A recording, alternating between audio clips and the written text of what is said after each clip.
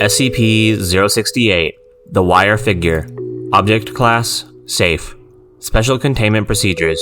SCP-068 is to be kept away from any metals in an electrically resistant box, preferably made of polytetrafluoroethylene, or Teflon, and rubber. Said box is to be stored in Security Locker 26 at Site 11. Key is to be kept with Dr. Any requests for testing are to be redirected to him. Description: SCP-068 is a wire stick figure 9.8 centimeters tall, made of an unknown metal. The figure is composed of a single wire looping back to the center. The wire itself appears to have been bent numerous times in multiple places. When an electric current is introduced to SCP-068, it becomes animate, moving around on its own. SCP-068's joints are where a normal human being's would be. Once activated, SCP-068 begins to search for any metallic material. Once metal has been found, SCP-068 will begin to knead it and pull a thin strip of metal off. SCP-068 will then construct another figure similar to itself. The newly created figure will begin to knead the remaining metal alongside the original, creating new figures, which in turn produce more replicas. SCP-068 will move on to its next stage after one of two requirements are met.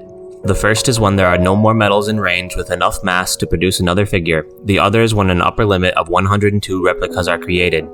When either of these events occur, all figures will converge at one location and begin forming themselves into as big a figure as possible. With a maximum of 102 minifigures, the resulting figure reaches 2 meters in height. SCP-068 situates itself in the intersection of the torso, arms, and head. Gamma, beta, and theta waves begin emitting from SCP-068 after this union. SCP-068 will then begin to search for metals again, attempting to create more figures, only scaled up to whatever size 068 is currently at. These replicas do not emit brainwaves like 068 does. If 068 is not at the maximum size limit after this, it will continue to create and add more figures to itself until the limit is reached. Once it has reached the second stage and there are no metals available from which to construct figures, SCP-068 returns to its dormant state after 4 minutes and 32 seconds of activity. Materials surrounding the original figure must be melted away in order to retrieve 068. SCP-068 is capable of kneading and manipulating any metal presented to it, regardless of properties. It also appears to be impervious to any attempts to damage or destroy it.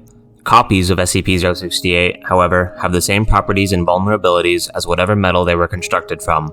SCP-068 can detect metals hidden from view through an as-of-yet unknown process. While 068 will not attempt to reach metals that are too difficult to get to, it will tear through anything that is soft enough for its limbs to penetrate.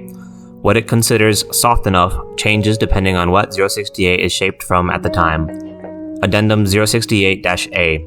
A proposal has been made to use SCP-068 to dispose of dangerous metal-based SCPs. Addendum 068-B.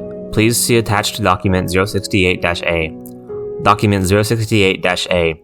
The proposal to use 068 for disposal of dangerous metal-based SCPs has been denied. Seeing as how many, if not all, of our dangerous metal-based SCPs are also invincible, the only thing we would have is a bunch of invulnerable wire figures running about. Honestly, who even thought this up? Dr. End file.